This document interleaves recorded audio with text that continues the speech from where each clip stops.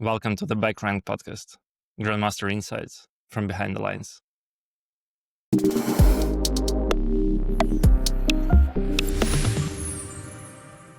Welcome, everybody. For today's discussion, we picked a very interesting topic: humans versus computers. Over the past 20 years, computers have significantly changed the game of chess, how we approach the game, how we study the game, and how we play the game. And this affects everybody, whether you're a total beginner or a seasoned player. You see the computer suggestions everywhere on chess.com, on Chess. You try to learn from them, you try to understand the game, and you interact with the chess engines every day. What about you guys? When did you start interacting with chess engines? Obviously, it was probably years and years ago, at least 10, 15 years ago. How was that experience, and how did the engines affect your career personally? Well, my first interaction with the chess engines were when I was 12, when I was a kid who got his first tiny little laptop that was a sort of a netbook. And it was a very, very weak computer, but I was proud to have it. And I actually used it a lot in my tournaments, in all the championships I played. And I think it helped me a lot. But on the other hand, I'd been using it also their own way for many years, and it might have hindered my chess improvement. I see. What about you, Zhenya? Honestly, I don't remember that first moment where I got it, but I clearly remember the attitude of my coach toward the engines. Like he would trash them all the time. It's like, oh, it doesn't understand anything. Like we would pull up the engine and it would tell some things, and my coach would look at the board and say, no, this is terrible.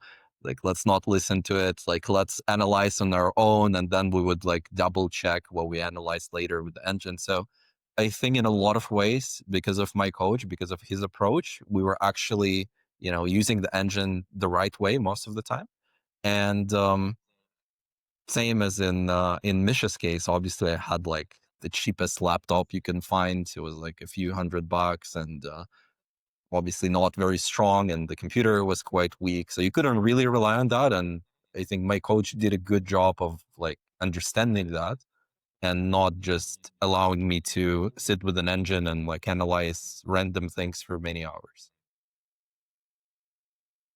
Yeah, I see. I remember, well, the very first times I started to use the computer, I wasn't using it to analyze the games. I was mainly using it to simply play. Back then, there was a very interesting program. I think it was the product of one of the chess companies that was quite big at the time, ChessBase, and it's still big. It still develops new products for getting better at the game and studying the game. And they had an engine whose name was Fritz. Basically, you could play against it, and occasionally it would talk to you and shout you certain comments about the game. And the funny part was that it was shouting in German. I don't know why. I think it wasn't possible to change the language, but yeah, I was basically just playing against that engine. It once again, it wasn't particularly strong, but it was quite good. I think by modern standards, its level was approximately a grandmaster level. So it's not insanely good. It wouldn't have been able to beat the world champion at that time, but it was pretty good. And I was just playing against it. I think I started actually using engines to analyze games and prepare for openings way later in my career. And also, we started to learn the game at a very interesting moment, right? We are all about 25 years old. And if you are 25 years old or a little bit older, you grew up in the era where this total access to all the technologies was not really possible. You still grew up in the era where you were calling your friends instead of texting them, if you wanted to go out. And that that time was very different from today, and the chess world was also very different. Now, I'm Um, curious, how old were you when you first started using the chess engines? so against Fritz, I started playing when I was about 10, and then I started using the engines a little bit. So it was probably year 2007, 2008. So the So, engines were already very good at that time. and your actual strength was around 2000 FIDE, I think, around that time. Probably, yeah. Because before that, as a kid, you have natural restrictions that prevent you interacting with an engine. You don't have your own computer really. You don't have 24-hour access to it. So yeah, only around the age of 10, 11 years old, I started using it a little bit better, because also my parents gave me more access for the computer, because I was already quite good at chess, and they understood that I probably needed, to study the game a little bit. So we might be the last generation who grew up without interacting with the chess engines a lot in their childhood, right? And it's very interesting to compare different generations because nowadays it's impossible to imagine all the chess kids growing up without computers. In that sense, we are very close to the great minds of the past, and the great world champions of the past. To those old grandpas that you see in black and white photos playing chess. And yeah, but only in that regard we are close to them. That's for sure. But yeah, Yeah, people, yeah. became quite good at chess without ever, using the engine. Back then, they were just studying the game on their own without any help. So it was quite interesting. And we are indeed the last generation of players who grew up like that. But there is one exception, though. Correct me if I'm wrong, but I think the world champion Gukesh mentioned that he didn't use the engine until he was 12 or 13 or 14. Is that right? Yeah, but to be fair, like what exactly did he mean by that? Like he probably meant that he's not using it constantly as top grandmasters to analyze all the opening lines. Like of course he would probably use it after he played a game and he would want to like see where the mistakes were and things like that. But overall, yeah, that's a really good approach not to overuse it, but again, it's a very powerful tool. And same way as with all powerful tools in this life, if you use it correctly, it could be quite beneficial. If you misuse it, it could lead to a disaster. So it's important really to understand how you use it. And I think we can talk about it a bit later today. But before that, let's talk about the evolution of the engines, like how were they developed? And let's not go back to like the very, beginning of it, but to that moment um, when they started basically becoming more and more popular. So probably it was like 2000, I don't know, 5, let's say, and beyond. So Pasha, maybe you want to, tell us a bit about how like what are some principles of how the engines work overall and how exactly they evolved. Like why did the engine, let's say from 2000, 10, 15 was better than the engine from 2005, outside of obviously the computational power because the computers got better. Well, yeah, computational power is of course very, very important too, but it's only part of the equation. So in general, the way engines approach the game of chess is as follows. They calculate every single move on every single turn for every side, and they calculate in certain depth. They calculate 5, 10, 15 moves depth, and they explore every move in the position. And well, after every move, they analyze the position using a set of patterns that was written by humans. So generally, the teams that worked on those engines, they not only involved great programmers, but they also had several chess players working on the team. And those chess players, strong chess players, were needed to write how exactly the computer should evaluate every single position and what are the things that matter. So when we play the game of chess, when you play the game of chess, you probably value certain things quite a bit. You know, you don't want to lose your queen because you think it's very valuable. You don't want to have your king exposed because you think it's very valuable. So those chess players, they did the same thing, but for the computer. So they came up with ways to describe positions and explain positions. And the computer would, take that set of patterns, analyze the position after every single move, and make a decision based on its evaluation of those patterns. And in that sense, those engines are just like us humans. So they use human written patterns to evaluate every single position, but they are obviously better than humans in certain ways. For example, they don't get nervous in time trouble.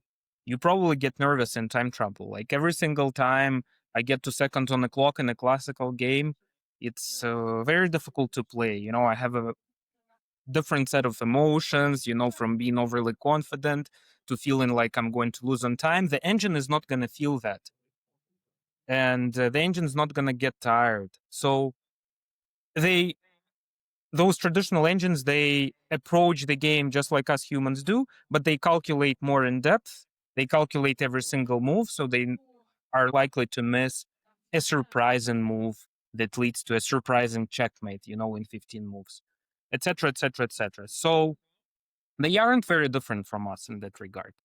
Yeah, and that's why the chess engines back then in the 90s, because they didn't have enough computational power, they, in some ways, us humans could play even stronger than the engines. Because, like Pasha just said, the engines don't get tired, they don't get nervous, they calculate without mistakes, but they sucked at identifying and finding long-term plans. And that's what us humans could do actually better than the engines even 25 years ago. Like in some closed positions, we could, based on our experience and based on the intuition of the game, we could see where the pieces will go in the next 15, 20, 25 moves. And back then, the old school engines couldn't do that. Yeah, that's a good point. So basically, as a human, you could predict that certain things going to matter in the future. You could say like, oh, that square, like this is where the fight is going to start 20, 30 moves later in the end game.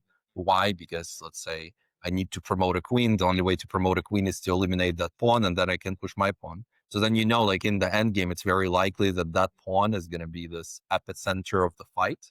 And because of that, you can kind of see like, oh, maybe, you know, I go in this direction a bit more. So then 30 moves later, you know, I'm more likely to get to that pawn. And obviously computers back then, and that's not how computers, you know, approach the game at all, but still that's like a major, you know, difference of what we can do. And that's why, like, even now, like if you want to try to get any chance against the computer, the best thing to do is just try to lock the position down and keep things together, because that's where you could predict all of these long-term things.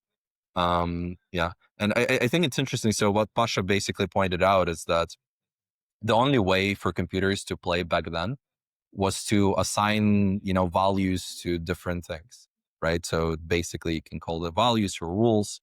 Why is that important? Why was there no other way? Because how else would the computer know which line to prioritize? Like there has to be some hierarchy where one line is ranked, you know, better than the other line. So let's say there are 30 legal moves in every position, and then, you know, the computer starts exploring all the whole tree, and it gets larger exponentially. And at some point, the computer has to decide, like, okay, but which line is actually the best? And this is where this evaluation comes from. And let's say, you know,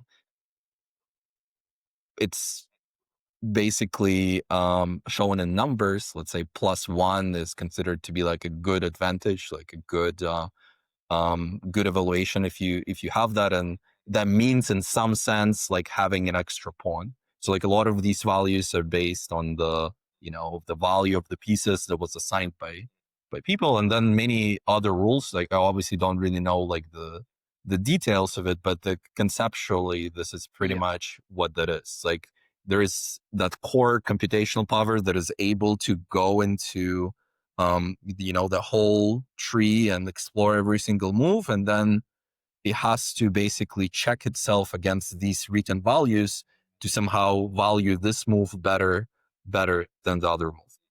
But now the engines are different.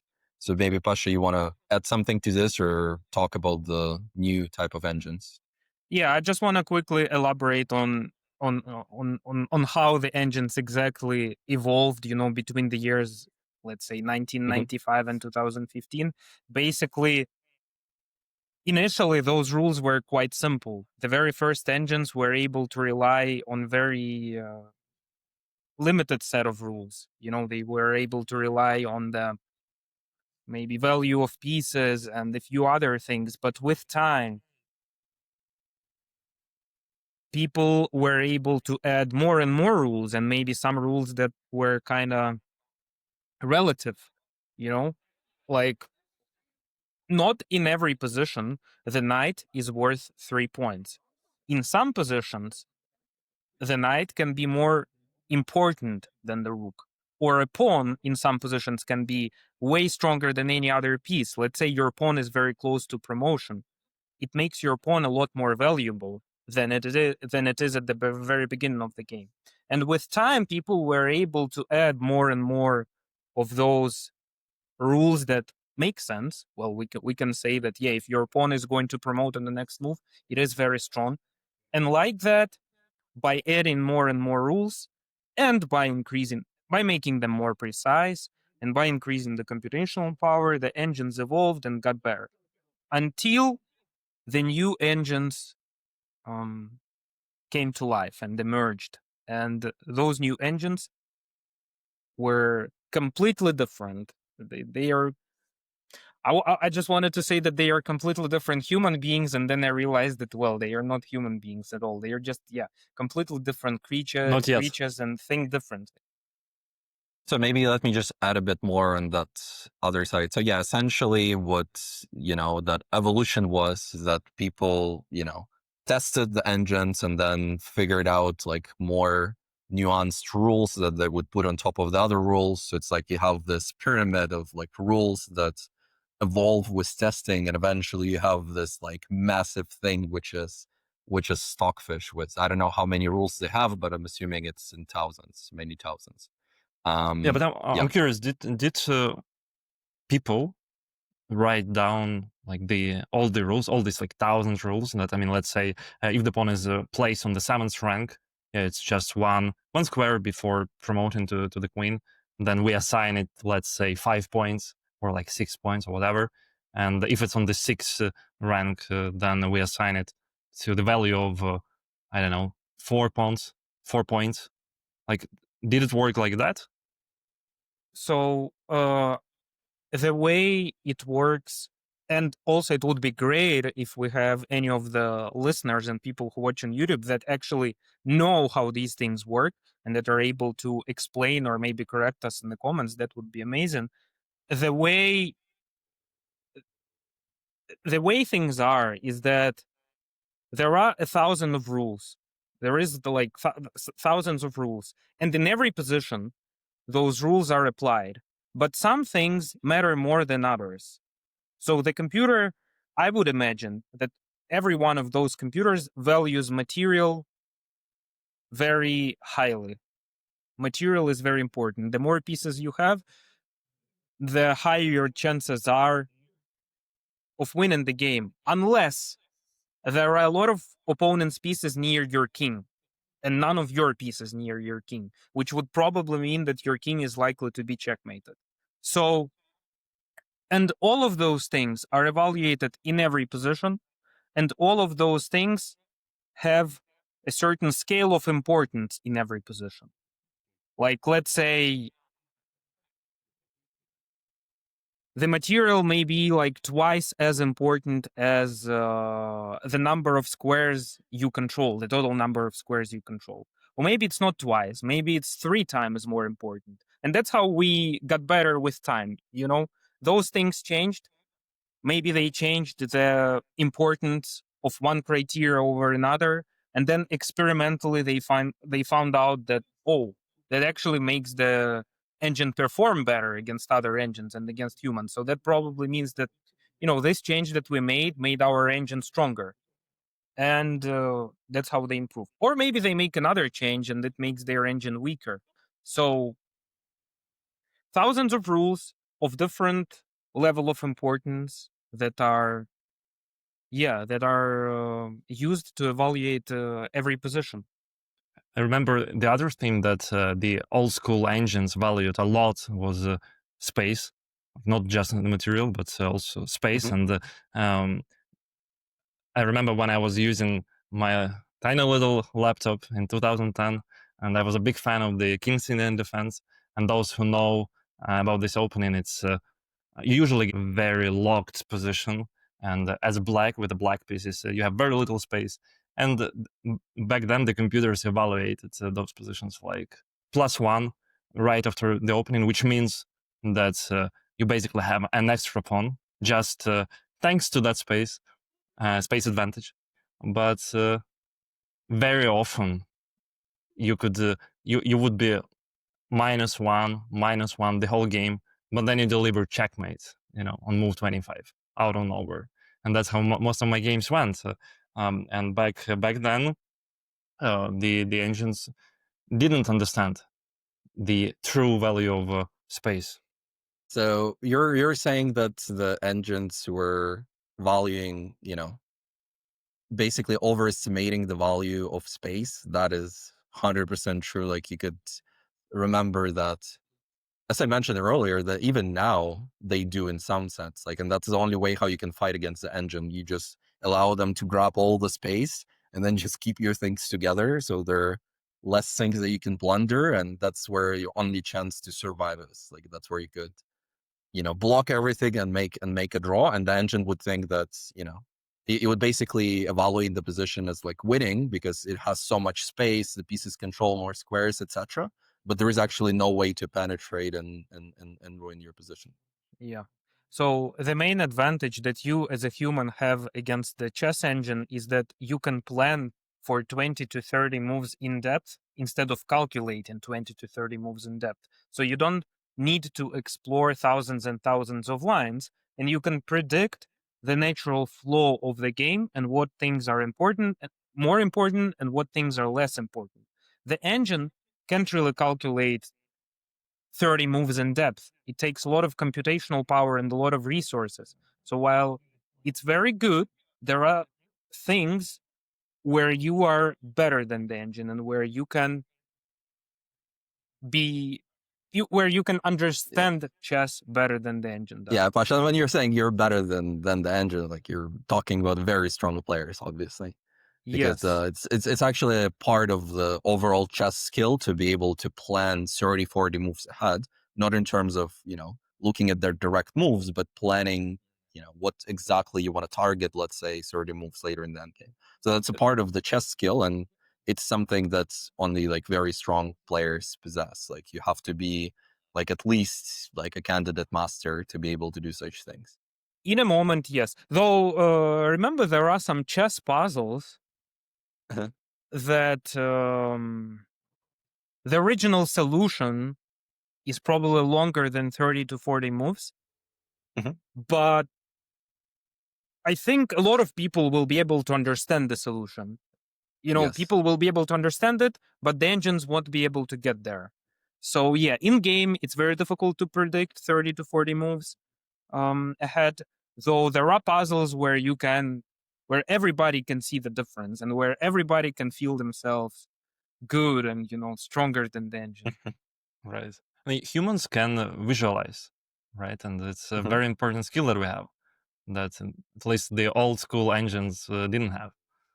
I mean, The I guess. grunt So vision. let me also clarify on that, because typically when people hear visualize, they think of it as like when, let's say, you calculate a line and you visualize the board in your mind and you can kind of like see where the pieces move. So I think in this case, you're using it in terms of like visualizing the final position that you would have, let's say 30 moves later, where you say, you're like, okay, I want my king there in 30 moves. And that's what you refer to as a visualization. Yeah. And so Exactly. that's a unique thing that we can do as humans. Okay, can the modern engines visualize? So that's the question. Oh, that's a good question. That's a good question. No one really knows how they do things. So this new era of engines, basically AI engines that get better by simply, playing against itself for hundreds of thousands of games, then receiving the feedback within the context of these games that they play, and somehow naturally improved. And I would say in that sense, um, they work very similarly to how our brain works, because that's exactly how you improve at anything as a human. Like, you do something, while doing it you receive feedback. That feedback is unconscious, so you cannot articulate it. And over time, your mind simply is like adjusting these values, and you get better and better. Quick question. Are you talking about ChatGPT or something else? Because there is a difference, right, between how these AI engines play. So, yeah. Yep. And I guess it's important to explain that you are No, not, Yeah. you do not mean,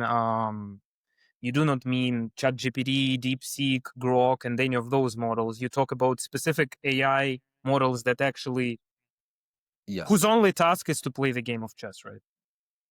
Yes. So I was talking about these engines like AlphaZero, Leela, and others. Yeah, there is a difference, because it was those engines, like, they don't get, like with AlphaZero, it didn't get any like human inputs. Like, it just plays against itself. And with these large language models, like, people still have to basically say whether something is true or not true. And as you could know probably from your life experiences, is that certain things are really hard to understand, and it's very difficult to determine whether they're true or not. And that's why, these, like, that's one of the reasons why these LLMs may have like blind spots, because certain things that could be considered as settled, like, there is a statement, and by, let's say, 95% of experts it's considered to be true, and by another 5% it's considered to be false.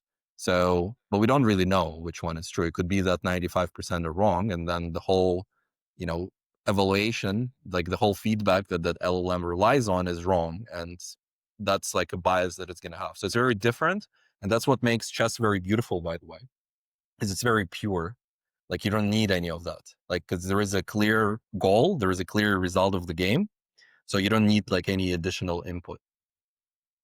and an example that I could give, that it was commonly believed that it was a bad idea to push the flank pawn, and for example, to push the flank pawn in the opening. And I bet 95% of experts would agree on that 10 years ago or 15 years ago. But that's not true. As it turns out, AlphaZero, the new modern neural engines, showed that sometimes it could be a good idea to push the flank pawn in the opening. Especially on a very high level, we can see that, right? Okay. How that fact alone changed the theory behind various openings that you see in grandmaster level tournaments with Magnus Carlsen, Gukesh, and the strongest players in the world. To answer your original question on whether AI is able to visualize the game 30 moves from now, well, have to say that I don't know the exact answer. I can't be certain because those models are sort of like black boxes. We can't really know how exactly they make decisions, but I don't think they visualize 30 moves ahead. I think the general, the way AlphaZero plays chess is that it doesn't rely on any human feedback, but it still looks at every single move in the position and analyzes this and analyzes every move in the position based on the experience it has from the previous games that it played against itself, if that makes sense. So there are some things that it relies on and some understanding of the game that it relies on. And then it evaluates the probability of each move leading to a win. But it doesn't, well, mathematically speaking, it doesn't look like it visualizes, things 30 moves ahead. Yeah, Pash. So you're right. Like, it relies on the understanding, and to be even more clear, it's that understanding that evolves, right? So like when Yes. the AlphaZero like plays these games, like it gets the feedback, and that feedback constantly is like reshaping its understanding. And the thing is, we cannot describe that understanding. So with Stockfish, we can say, okay, so this is our code base. We could see that we introduced those 10,000, rules in here, 10,000 values, and this is the understanding of Stockfish. And the beautiful thing with these AI engines is that you cannot describe them. Like, that it has that understanding, and that understanding evolves, but there's absolutely no way to like describe it so it's 100% true. And the same way with our minds. Like, we don't really know how these moves come up, right? We don't really know how are we able to calculate a line, like why exactly these few moves pop up in your calculation and not the other ones. Like, there's something that happens in your mind. So there is that understanding that each one of us has about anything, but here specifically in the context of chess, that is developed over time by getting that feedback. And the cool thing is that I think in the other episodes we already talked about it, and we're probably going to talk about it a lot more in the future, is when you want to get better at chess, one of the goals is to how do you optimize that feedback so that your understanding can evolve, without any limitations. So that's, the topic for another episode. But now maybe let's talk about using the engine, right? Because that's something that everyone does nowadays. Like, even when you just start playing online, like, you immediately get this game review that you could use, and then it tells you like, oh, you made a mistake here, here, and there. How do you actually use that? So do you want to guys, jump into it and start describing it? Yeah, sure. I think when I started working with the engine when I was a kid, I actually did it the wrong way, and I think a lot of people do it the same way I did when I was a kid. So basically, I just clicked the first line without really thinking with my head. I didn't actually um, think about the moves that I wanted to play. I saw the first line, and I had an illusion that I understood. Oh, okay, of course, queen to d5, and that's the best move. Of course, it's the best move. But in reality, in truth, I had no idea why that move was the best one, and that is a completely wrong approach to use the engine, in my But opinion. why? But why? Why is that the wrong approach? I think that you gotta use the engine as a playing partner. So the wrong approach is not to think about the moves that you want to make on the board with your own with your own head, right? So how I use the engines, how I work with the engines now, basically, I play a move that I genuinely think is the best one in the current position, and I try to be honest with myself, and I'm not looking at that right side of the screen, and I'm not cheating, and I'm just playing the move out on the board, and then I see what the computer suggests, and then the computer plays a move, well, the best move in the position, and then again I make a move on the board that I think is the best one, and then I analyze it till the point when the position becomes completely clear to me, without um, with me being completely honest with myself. So that's very important. So you basically get to the root cause, like you get to the real understanding of why a certain move is good or bad. So that's what happens, right? Exactly. And it's very difficult. It's a very difficult thing to do if you think about it, because it's so nice to, to just lie to yourself because it's easier. And I actually did some research at some point where I literally went to different YouTube channels of players that were, let's say, anywhere from 1500 to 2000. And they would play their rapid games. And then after the games, they would analyze them. And I would see like how they actually view these moves. And what I noticed is that 99% of the time, they have no idea why the move that the engine suggests is actually a good move. And then in 5 seconds, they come up with some random reason for why that move is good. And they're like, oh yeah, I understand it now. And they move on. So for example, like the knight can go to one square or the other square in the opening. For 2000 player, there is absolutely no difference between these two moves, because in order to understand the difference, you have to have a pretty high level to know how the game is going to unfold in the next 10 moves, which a 2000 player cannot do.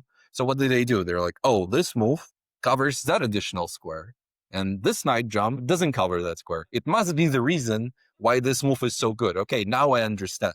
And that's basically goes back to what I told you, that the biggest problem to solve in chess improvement is like, how do you optimize that feedback so your understanding evolves in the right way, so you're not limiting it with wrong inputs, with these bad habits and bad biases.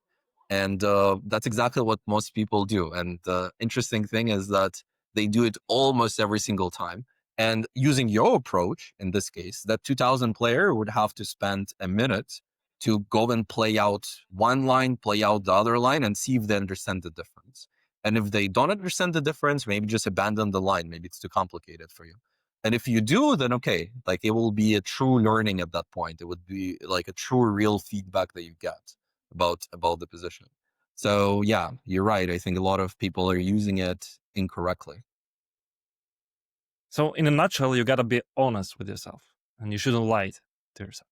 And I'm also a big fan of experiments. And what I did a lot with my students, after we played a game, um, I share my screen and we talk about the game. And sometimes I turn on the engine, and they can also see, the evaluation. They can see the first line, the second line, the third line, and then at some point, the big evaluation jump happens, and then they see the first line and they say, "Oh, I could have played that move." And then what I do, I turn off the engine and then I ask them, "But why is that the best move?" And the 99% of cases, they cannot give me the right answer. You know, so you gotta be honest with yourself. You gotta So go till the position you fully understand. I think you just made the most important point fundamentally. So being honest with yourself means that you accept, the reality for what it is. And for example, if you're using a conventional approach to chess learning, where you basically want to memorize a bunch of different patterns and you want to learn that, okay, in these types of positions, I play like this. In open positions, I need to get a pair of bishops, and this pawn structure, I need to push pawns here, and et cetera, et cetera, et cetera. And you rely on these patterns. In some way, you're lying to yourself, because these are not really, this is not really how you can make a decision while you're playing, because every position is unique. So what I mean is, actually, it's not the best way to make decisions in a given position, because every position is unique. There could be 1,000 different, small changes here and there, and then based on these changes, the evaluation changes and the correct moves change and everything. So it's important to be honest with yourself when you play, in some sense, more, conceptually, and rely on your true understanding of the game. So when you look at the position, you try to approach it as a problem, and you try to take it for what it is, and you try to solve it at that given moment, and not relying on these things. In that sense, even though the game of chess evolved significantly, the qualities you need to become a great player these days are very similar to the qualities you needed 100 years ago. And one of the most important one of those qualities is curiosity. Staying curious about the game, staying curious about the position. 100 years ago, the best minds, the best players at that time, they were better than others because they were able to outsmart other players. They were able to out-trick them in certain positions. And these days, it's just like that. Every game you play is unique. In every game, you have to outsmart your opponent, and you have to think creatively and out of the box. And same applies to working with the engines. You can work with an engine and think outside of the box. You can look at the different lines that it suggests and try to make sense, compare those lines between each other, try to understand what the move does essentially, and just stay curious. Try to see for yourself how things change in the position, because there are many things that you can think of a position that aren't necessarily true, but there are things that are 100% true. Like pushing the flank pawn with your rook in the corner does give you another option to activate that rook by pushing it forward and activating through the third rank. Whether it's relevant or not, who knows in the position? That might not be that important. But that's one of the things that pushing the pawn does. It changes the mobility of your rook. And it may give you some other things. So, and in every position, there are truths like that you can see, right? Why is the scholar's checkmate a checkmate? Well, because the bishop defends the queen and the queen attacks the king, and ultimately that's truth. Yep, that's correct. And maybe now, before we wrap up, let's give some advice on what's a better way to use the engine, depending on the levels. So let me just start, and then you can continue. So the first thing to understand, the most important thing, is that depending on your level, there is a different definition of a mistake. So what a mistake is for a grandmaster is not the same as a mistake is for 2,000 players. It's not the same as a mistake for 1,500 players. It's not the same as a mistake for 500 players. And what engines do is that they show you every single mistake that would be a mistake for Magnus Carlsen, right? So imagine you're 1,000 player, and now you look at every game and you see that you have like 5-10 mistakes every game. But how many of these mistakes are actual mistakes? It could be 1 or 2, could be even 0. Maybe you win the game and it's a great game, and all of the mistakes that the engine marked as mistakes are not really mistakes at your level. And how do we define those? It's very simple. If it's not something that you could truly understand, then it's not a mistake for you. It just means that it's too complicated for your level to understand. It's stupid to try to understand something of a grandmaster level while you're a 1,000 player, because you're not gonna truly understand it. Like, you'll have your own understanding of that understanding. That's basically what you're gonna get. Because to understand something at a grandmaster level, you need to have a skill of a grandmaster level, because whatever that piece of information is, it integrates into your whole experiences, all the moves you've ever played, all the things you've ever seen in the game, and your whole understanding. So you don't have that as a 1,000 player. So that's why don't try to pretend, and it goes back to Misha's point of being honest with yourself. Don't try to pretend that you can understand what a grandmaster understands. That's not a good position. It's going to limit you in many ways. It's going to give you that bad feedback. So the first point that matters is you have to understand that not every mistake that the engine tells you is a mistake is actually a mistake for your level. That's very important. If you're a chess enthusiast and you played a game on chess.com or Lichess, should you analyze your games afterwards? I mean, that's the question that I get asked a lot by my students. And I think it's very important for us also to talk about it a little. I can give you my opinion, and then you guys can tell yours. So what I tell my students is that you don't have to analyze every game you played with the engine afterwards. But if you're curious about what happened in that game, and that's what Pasha said, I think it's a great point. Curiosity is that quality that drives you forward. And it's a very important quality to have if you want to improve at chess. If you're curious about what happened in the game, then of course, go for it. Open the analysis and use the engine, but use it the smart way. And you can even use the chess.com game review. But try to rely, that's exactly what Evgeny just said. Yeah, rely on your understanding, trying to be completely honest with yourself. So yeah, it's a great idea to analyze your games afterwards if you're actually curious about what happened. But it's also totally fine to play 50 games in a row without analyzing them at all. You will also improve that way. I think that's a really good point. And being truthful with yourself, in that case, would be not looking at all the 10 mistakes that the engine marked as mistakes, not looking at all of them and trying to pretend that you understand them, but maybe go to a few moments where during the game you felt like there were critical moments and you were not sure about something. Maybe go directly to these moments. That could be far more useful for you, because those are the moments you already have some context because you're thinking about it, and you can kind of double check whether what you were thinking made sense or not really.